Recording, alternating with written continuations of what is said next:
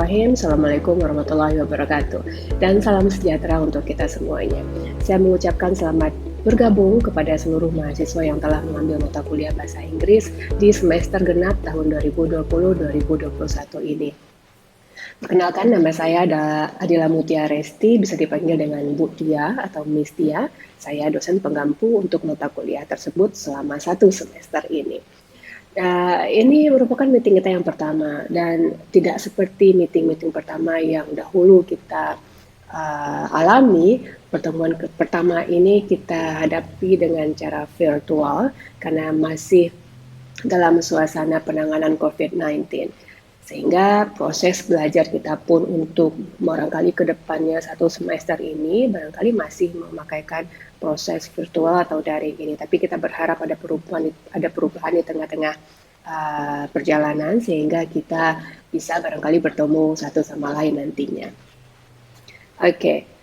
Karena ini pertemuan yang pertama dan virtual pula, tidak banyak yang akan saya perbincangkan tentang perkenalan, cukup mengetahui nama saja dan mata kuliah yang saya ajarkan.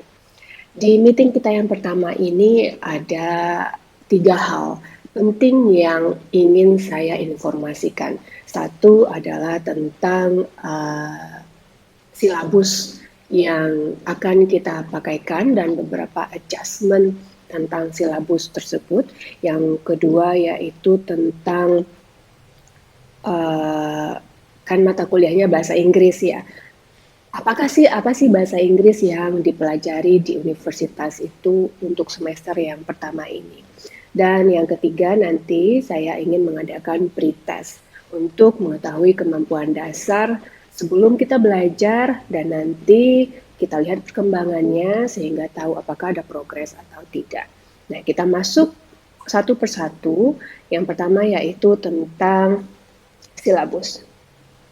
Introduction to the syllabus. Oke, di sini ada poin yang ingin saya informasikan. Yang pertama yaitu tentang real syllabus, yang kedua tentang silabus dengan beberapa adjustment, dan yang ketiga yaitu bagaimana saya memperlihatkan ini real syllabusnya dan apa sih adjustmentnya. Nah, real syllabus ini maksudnya adalah silabus utuh dengan kerangka pemikiran 1 semester yang telah dibuat. Ini dilakukan per meetingnya, berikut juga dengan latihan-latihannya. Ini yang dinamakan dengan real syllabus. Nah, bagaimana bentuk dari real syllabus itu? Mungkin nanti juga saya akan upload di Google Classroom untuk yang versi PDF-nya. Tapi untuk yang versi penjelasannya, perhatikan silabus real yang selalu saya pakaikan untuk mata kuliah ini. Nah, maksud dari silabus real itu adalah ini. Ada pertemuan untuk minggu pertama dengan materi ini, indikatornya ini, dan sumber ajarnya apa. Dan disambut dengan pertemuan yang kedua dengan materi berikut ini dan indikatornya ini juga dengan latihannya seperti apa. Sampai nanti ke meeting yang ketiga dengan materinya dan juga dengan latihannya. Meeting keempat, meeting kelima, meeting keenam, meeting ketujuh, dan meeting ke-8, dan sampai meeting selanjutnya. Ini diterangkan, dijelaskan secara utuh semuanya begitu. Ini yang dinamakan dengan real syllabus. Oke. Nah, karena ini kan mata kuliahnya 3 SKS. Jika di real syllabus dan kita lakukannya di kelas, ini akan cukup menyenangkan dan bisa di-cover semuanya. Namun mengingat kita berjarak, saya menjelaskannya juga mungkin dengan keterbatasan dan kemampuan saya, dan yang menerimakan juga bervariasi sehingga ada yang diserap dan ada yang tidak diserap. Jadi untuk menyiasati semuanya bisa mendapatkan beberapa hal penting tentang yang saya ajarkan, maka saya buat yang namanya silabus dengan some adjustment. Ada penyesuaian yang saya lakukan terhadap real syllabus yang telah saya buat. Nah, apakah yang dimaksud dengan some adjustment itu? Begini, di meeting yang pertama ada perkenalan silabus, pretest, dan saya jelaskan tentang apa sih bahasa Inggris pada semester ini. Di pikiran saya, kalau cuma 3 hal ini bisa di-cover dalam satu meeting. Jadi, yang realnya sama dengan yang harusnya saya lakukan, karena saya rasa tidak ada hambatan. Kita lihat pertemuan kita yang kedua. Yang kedua ini kita akan belajar word class dengan ada noun, ada adjective, ada adverb, ada verb, dan juga pronoun. Ini dilakukan dalam satu pertemuan selama 3 SKS. Berarti dari awal kita belajar, dari jam awalnya sampai jam akhirnya, semua materi ini bisa di-cover. Nah, 3 SKS secara real tentu akan berbeda dengan 3 SKS secara virtual. Ada yang namanya rewind, ada yang namanya pause, ada yang namanya macam-macam lah alasannya sehingga ada gangguan, sehingga ini nggak mungkin 3 SKS secara virtual. Jadi saya siasati. Nah, ini yang dinamakan dengan adjustment. Saya akan bagi 2 di sini. Lalu saya jadikan noun dan adjective untuk meeting yang kedua, verb, adverb, pronoun untuk meeting yang ketiga. Jadi saya cut menjadi 2 bagian sehingga walaupun dia menjadi 2 meeting, intinya tetap bisa didapatkan walaupun dia dipisah meetingnya. Dan sehingga mahasiswa juga pada akhirnya bisa merasa rileks mendengarkan materinya dan memahami materinya, mengurangi komplain, terlalu banyak nih, terlalu pusing nih. Saya harap ini bisa dikurangi untuk semester ini. Oke, bisa dipahami. Dan untuk membuat ini menjadi fair, saya akan memperlihatkan mana saja yang saya lakukan adjustment untuk setiap pertemuannya. Nah, ini yang terkait tentang silabus yang akan kita pakaikan di semester ini. Oke, jika ada pertanyaan tentang silabus ini, silakan bertanya, bisa di grup WA atau bisa di Google Classroom juga via komentar kelas. Oke, nah ini yang pertama, saya rasa sudah clear untuk yang ini tentang silabus yang real dan beberapa adjustment nanti yang akan saya buat. Alright, kemudian saya lanjut kepada hal penting lainnya untuk menjalankan perkuliahan ini agar nanti nilainya bisa menyenangkan. Oke, ini dia penting dalam perkuliahan. Yang pertama adalah setiap mahasiswa itu terdaftar di portal. Tentu yang mengambil mata kuliah ini terdaftar di portal ya. Tapi ada juga beberapa yang sampai akhir dia terdaftar sih di portal, tapi dia tidak pernah masuk sehingga nilainya juga keluar.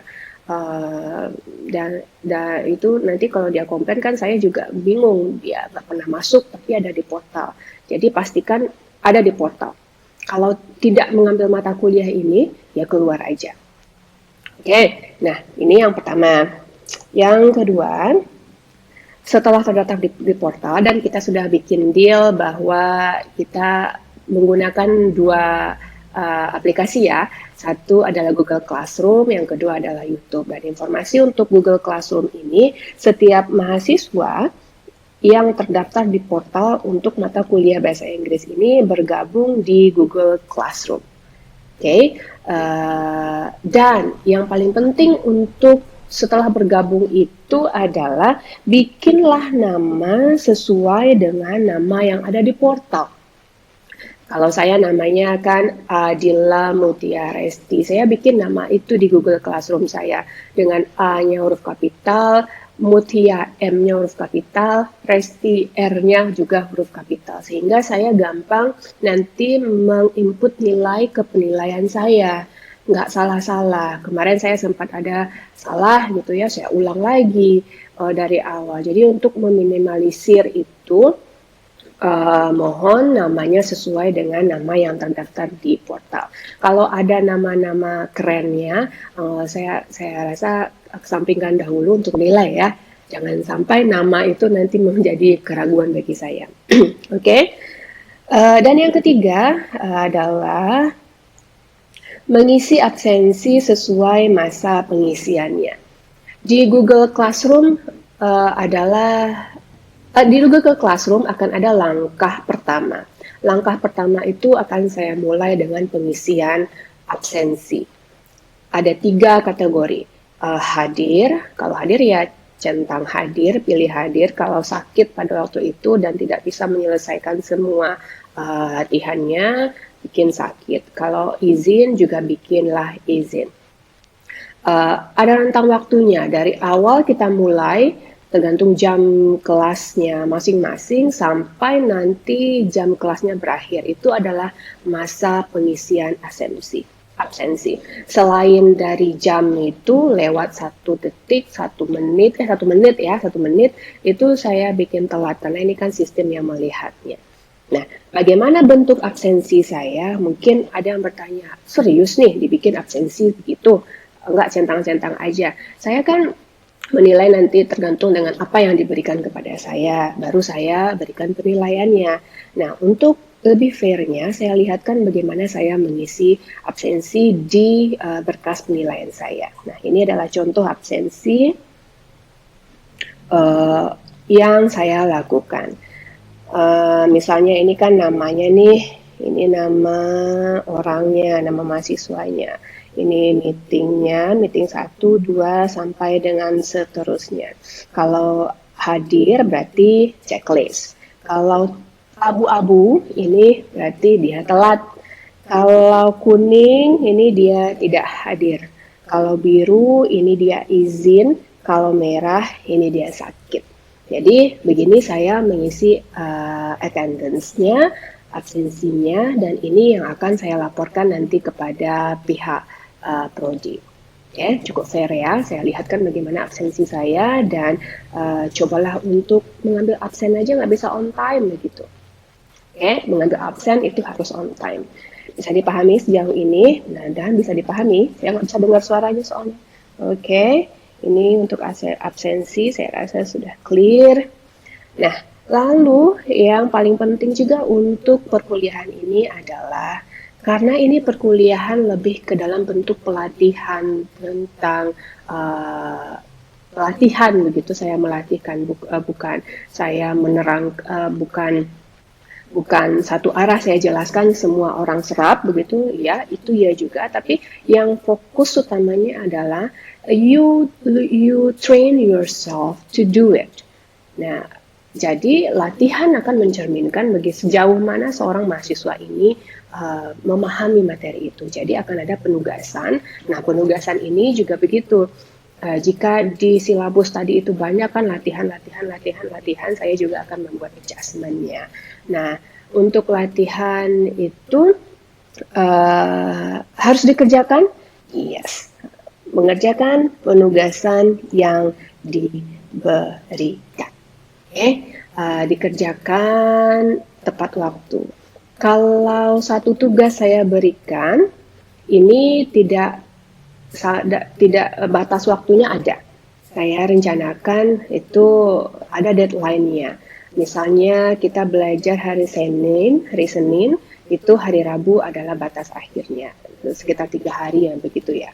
Nanti pokoknya ada batasan jam, ada batasan harinya. 3 hari pengerjaan. Lewat dari itu saya anggap dia tetap mengumpulkan tugas tapi telat. Ya. Kemudian yang paling penting juga untuk penugasan ini adalah kan saya berikan latihan dalam bentuk file PDF yang saya upload di Google Classroom. Kemudian bagaimana mahasiswa mengerjakannya? Saya untuk mata kuliah bahasa Inggris ini senang dengan tulis tangan. Jadi apalagi mengurangi pandemi ini ya, berinteraksi dengan keluar ngeprint. Jadi tidak ada yang namanya kewajiban untuk ngeprint di mata kuliah ini. Nah, yang harus dilakukan adalah belilah satu buku isi 40. Pokoknya dia bergaris, tidak HVS ya, bergaris atau binder.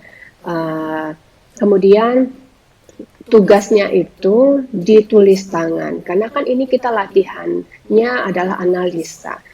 Makin banyak kita menuangkannya menganalisanya, mencoretnya, makin paham kita.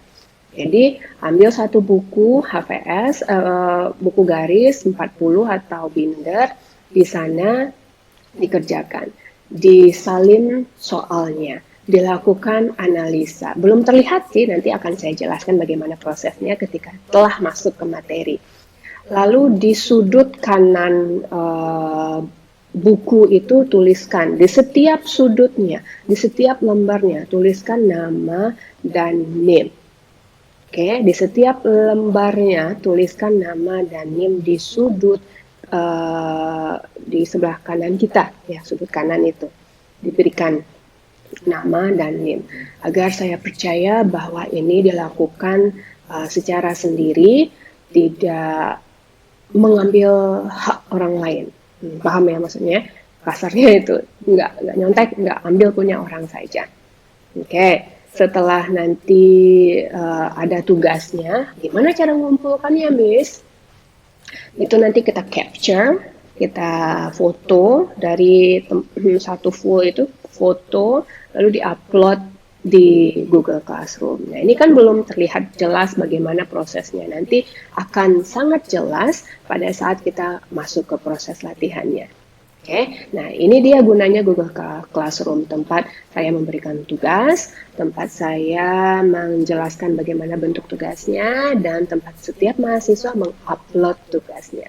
Nah, ketika sudah diupload nanti dan akan saya nilai, saya beri mark, saya beri checklist, atau nanti saya bikinnya di dalam bentuk kuis begitu, akan ada skornya, lalu saya kembalikan. Nah, ketika dikembalikan itu berarti sudah saya nilai, tidak perlu dikumpulkan lagi, sudah ada nilainya di sana, nggak perlu lagi dikumpulkan ke saya.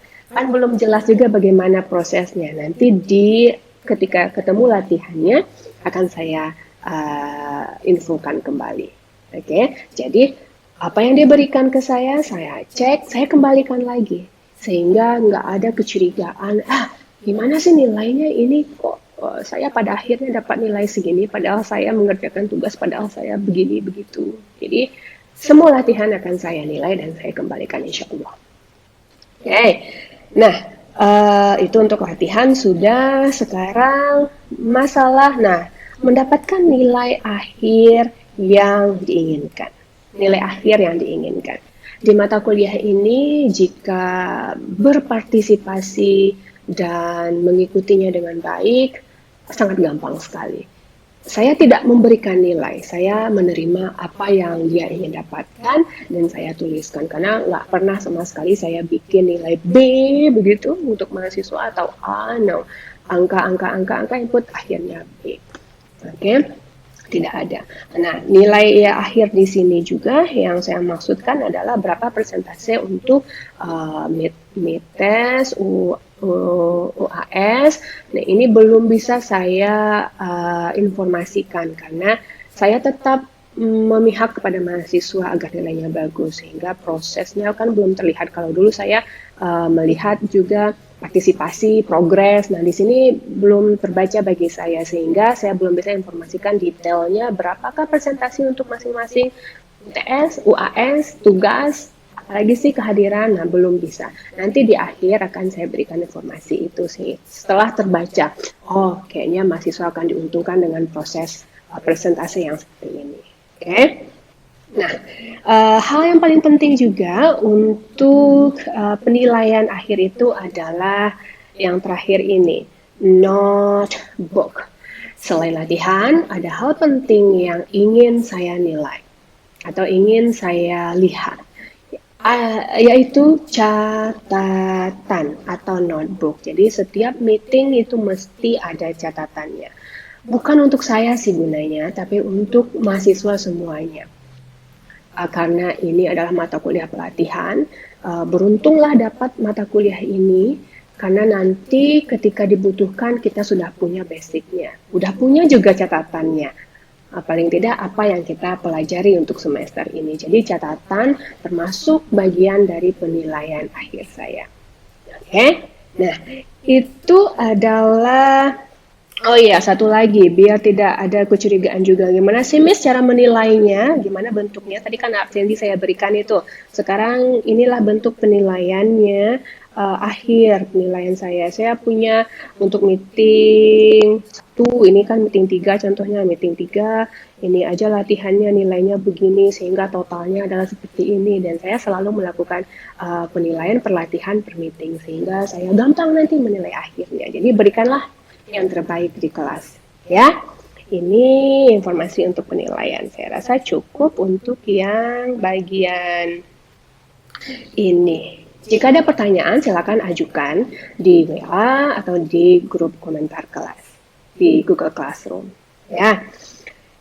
Kemudian kita masuk nih, itu tentang silabus sudah selesai. Sekarang kita masuk kepada bagian kedua yang paling penting untuk saya jelaskan di meeting pertama ini, yaitu tentang English-nya. Bahasa Inggris apa sih yang dipelajari di semester 1 ini? Berbeda dengan hal yang didapatkan di senior high school. Ini kan tentang grammar, types of text, and then transactional, and then conversation, speech, debate, and such other things. Nah, di sini agak sedikit lebih tinggi levelnya karena ini juga adalah hal yang paling dibutuhkan oleh mahasiswa. Sebenarnya jika kita kesampingkan pandemi, setiap mahasiswa baru itu akan mengikuti yang namanya tes TOEFL. Oke, tes TOEFL. Nah, ini dia yang namanya tes TOEFL itu. Setiap mahasiswa baru akan dites di awal dan juga akan dites nanti ketika dia akan graduate, akan menamatkan studinya. Right. Jadi, daripada kita membahas tentang grammar lagi, dan saya rasa bahasa Inggris yang untuk grammar itu sudah banyak sekali informasinya, dan I think the students in this era can speak English, can write in English, can listen to more English, can read more articles in English. Jadi nggak ada lagi hambatan. You can teach yourself how to speak, how to write, how to listen, how to read, and you can get more sources from the internet, from the real bule or from the real native speaker. Tapi untuk yang TOEFL ini agak sedikit berbeda. Kita biasanya dihadapkan ke satu course begitu, ke pelatihan yang berbeda dengan bahasa Inggris yang telah kita dapatkan selama senior high school atau junior high school atau elementary school. TOEFL ini adalah kepanjangan dari Test of English as a Foreign Language. Jadi ini tes kita disuruh mengerjakan soal untuk menguji seberapa mampu kita terhadap bahasa Inggris ini. Dan TOEFL ini juga terdiri dari dua bagian. Dua jenis itu maksudnya. Yang pertama itu adalah TOEFL PBT, yang kedua adalah TOEFL IBT. TOEFL PBT ini adalah TOEFL yang menggunakan paper, atau kepanjangannya adalah Paper Based Test. Kalau yang IBT nggak lagi menggunakan paper, tapi dia menggunakan IBT. I di sini adalah internet. Internet Based Test, right? Nah, kita tidak menggunakan yang IBT, tidak mempelajari yang IBT, tapi kita yang mempelajari yang PBT.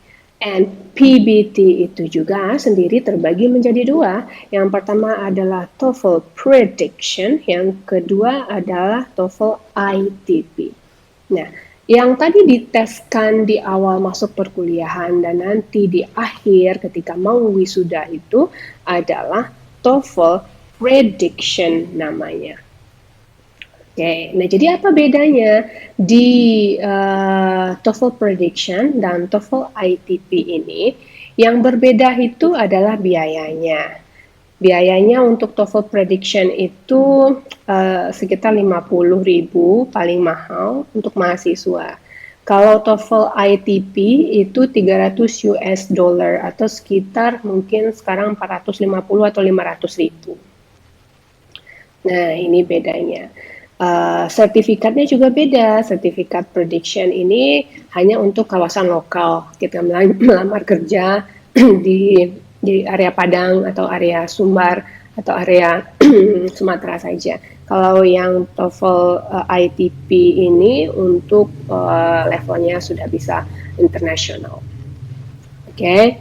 Nah, biaya untuk yang IBT ini 4 juta nih, dan durasinya juga berbeda. Kalau yang prediction sama ITP itu 2 jam. Kalau yang IBT ini ada 4 jam pengerjaan. Jadi kita belum sampai kepada level yang tinggi ini. Kita baru perkenalan saja. Perkenalan kita di batas yang mana? Mengenal bahwa ada yang namanya TOEFL prediction. Dengan tujuan jangka pendeknya apa? Memahami materinya, sehingga nanti ketika saya dites, ketika saya ingin lulus Universitas Andalas, nilai saya bagus. Dan saya nggak ngulang-ngulang lagi, gitu. Dan saya nggak diberikan surat hanyut. Nggak bisa nih orang, saya minta surat bahwa saya tidak mampu, dan saya nggak mau mahasiswa saya meminta surat tidak mampu mengerjakan TOEFL, dan saya ajarkan agar tidak terjadi hal itu. Oke? Alright. Hal yang berbeda juga, hal yang membedakan adalah IBT dengan PBT dengan ITP ini, IBT dengan PBT ini adalah skill yang diujikan. Kalau ini ke semua skill diujikan, kalau yang untuk ini adalah hanya listening, structure, dan reading. Itu dia bedanya. Nah, ini kan terlalu kompleks saya jelaskan. Ini hanya penjelasan umum saja, karena sebenarnya TOEFL itu banyak yang harus dipelajari. Namun kita limit, kita hanya pelajari tentang TOEFL prediction saja, yang membahas skill listening, structure, dan reading. Namun karena ini hanya 1 semester, nggak akan cukup kita membahas ke semua skillnya. Jadi saya batasi di semester ini kita akan belajar tentang structure saja. Nah, itu limitasi kita. Sebenarnya dia luas, tapi kita batasi untuk pemula. Mungkin ada yang sudah mengetahui TOEFL, that is good for you. Ada yang baru mengenal TOEFL, that is really good for you. Nah, karena dia menyangkut ke bahasa Inggris, mungkin ada yang berpikiran, bahasa Inggris, I don't like English, I hate English, atau ada yang suka sekali bahasa Inggris. Jadi kita jangan sekarang di kelas ini memposisikan diri kita, saya sangat pandai sekali, atau saya sangat tidak pandai sekali. No, you receive what is being given. Terima yang diberikan, pahami, sehingga ini tidak akan terasa sulit. Ini adalah trik. Jadi tidak ada kemampuan translation diutamakan di sini. Ingat ya, tidak ada kemampuan translation diutamakan di sini. Pada akhirnya setelah nanti mengetahui. Karena ini menyangkut dengan trik, mengerjakannya dengan cepat, dan insya Allah tepat. Right, nah sekarang sebelum kita melakukan pretest, hal ketiga yang penting untuk pertemuan kita yang pertama ini adalah pretest, seperti yang saya jelaskan tadi ya. Nah, sebelum kita masuk ke pretest itu, tadi sudah saya kerucutkan bahwa kita hanya akan membahas tentang structure saja. Nah, bagaimanakah bentuk soal structure itu? Saya belum pernah membahas soal TOEFL. Bagi yang sudah pernah, it's good for you. Bagi yang belum pernah, kita letakkan diri kita di paling standar, ya. Kita letakkan diri kita di 0. I need to get more. Begitu prosesnya, sehingga gampang diterimanya. Kita di sini akan mengerjakan tes structure untuk TOEFL di bagian structure-nya. Di structure itu akan ada 40 soal. 40 soalnya. Kalau untuk waktu realnya, ini dikerjakan dalam 25 menit. Can you imagine that? 40 questions in 25 minutes. Jadi kira-kira satu soal itu harus kita tuntaskan pengerjaannya dalam waktu kurang lebih 1 menit. Lebih kurang ya, mungkin harusnya lebih kurang biar tidak stres kita di ujung-ujung soal. Di nomor 38, 39, 40 kita udah mulai pusing dan gitu. Jadi disinilah yang tadi yang saya bilang bahwa kemampuan translation tidak diutamakan. Membantu apakah iya? Yes, tapi tidak diutamakan. Yang paling penting adalah triknya. Trik ini yang akan membantu kita bisa cepat mengerjakan soal 40 itu dalam waktu 25 menit. Nah, ini tentu dilatihkan dengan beragam soal dan dipahami materinya. Dan saya harap semua mahasiswa bisa menempatkan dirinya di level yang I need to know this. Okay? Nah, sebelum mengerjakan soal di dalam pretest ini, 40 soalnya gimana bentukannya? Nah, 40 soal itu terbagi menjadi 2 bagian. Yang pertama adalah part A dengan istilah fill the blank. Bagaimana bentuk soalnya? I will show you. Bentuk soal yang part A fill the blank itu adalah seperti ini. Okay. Like this. Ini yang petak ini ya. Nah, ini adalah contoh soalnya. The president, ada yang kosong. The election by a landslide. Nah, ada yang kosong di sini. So, we need to find the correct choice. Apakah Alpha, Bravo, Charlie, atau Delta yang tepat untuk melengkapi itu. Nah, ini adalah bentuk soal untuk fill the blank. Ada berapa soalnya untuk fill the blank itu? Soalnya ada sebanyak 15. Jadi ada 15 soal yang mewajibkan kita untuk mencari, melengkapi ada space kosong di sini untuk jawaban yang tepatnya apa. Oke? Dan ini untuk yang bagian A. Right. Kemudian, selain bagian A, tadi kan soalnya ada 40, berarti sisanya ada sekitar 25 ya. 25 lagi, itu adalah untuk soal written expression. Part B, posisinya. Written expression, nama penugasannya. Bagaimana bentuknya? Nah, ini adalah bentuknya untuk written expression itu. Nih, bedanya dengan yang tadi kan kita disuruh mengisi yang kosong, yang tepatnya apa. Sekarang kita diberikan opsi A, ini nih, saya petakin dulu deh. Ini bentuknya. Ada A di garis bawah, B di garis bawah, C di garis bawah, dan D di garis bawah. Dari A, Alpha, B, Bravo, C, Charlie, D, Delta, dan saya akan sering pakaikan istilah itu untuk A, B, C, D ya. Alpha, Bravo, Charlie, Delta. Mana yang salah? Kita disuruh mencari mana yang salah antara A, Alpha, Bravo, Charlie, dan Delta. Nah, disuruh mencari yang salah ini ada berapa soalnya? Ada 25 questions. Nah, ini keterampilannya tidak 100% tentang translation, but the trick. And I'm gonna teach you the trick to solve it. 40 soal dalam waktu 25 menit. Oke? And ini bentuk untuk soal yang part B. So, Miss, sekarang kita lanjut ke dalam pretestnya. Absolutely yes. Jadi mengerjakannya ini dalam you do what you can do. Pokoknya jawabnya ketemu. Oke. Dengan tidak lihat kamus. Sebenarnya kalau TOEFL nggak boleh lihat kamus sama sekali. Nggak bisa lihat kamus sama sekali.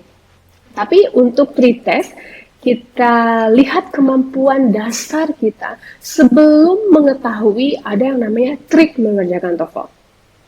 Kita ketahui kemampuan kita tanpa adanya tahu apa yang mesti kita antisipasi dalam mengerjakan TOEFL. Kita ketahui skor kita sebelum kita mengetahui apa yang terselubung dari cara mengerjakan tes TOEFL. Nah, setelah kita belajar nanti itu akan terasa tuh, oh akhirnya saya bisa menyelesaikan satu soal ini dalam waktu kurang dari 1 menit. Nah, ini adalah gunanya belajar bahasa Inggris semester ini untuk mempersiapkan diri yang jarak dekatnya, short term goalnya itu adalah tamat di Universitas Andalas dengan skor TOEFL yang bagus. Dan selanjutnya ini juga akan diperlukan nanti untuk melamar pekerjaan di perusahaan nasional atau internasional. Nanti juga ini akan dibutuhkan bagi siapa yang get interested in finding scholarship. Ya, tapi mesti nih kalau scholarship harus di sini levelnya. But don't worry, we start from this. Nah, inilah yang akan kita pelajari selama 1 semester ini. It's all about TOEFL. Part A and Part B untuk structure. So I hope you are ready for this and you can enjoy this way of lecturing. I hope so.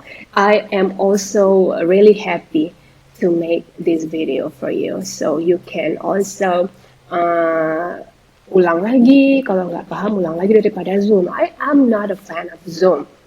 Saya lebih senang create something like this and all of you, all the students can rewatch and then can mudah-mudahan menemui kesenangannya di dalam TOEFL ini. Okay, so are you ready for the pre-test? Silakan akses link yang ada pada Google Classroom. So this is the end for meeting 1. I hope you get motivated and me too. And see you on the second meeting. Assalamualaikum warahmatullahi wabarakatuh. Don't forget to pray. Berdoa dulu sebelum dan setelah selesai melakukan perkuliahan. Assalamualaikum warahmatullahi wabarakatuh and bye.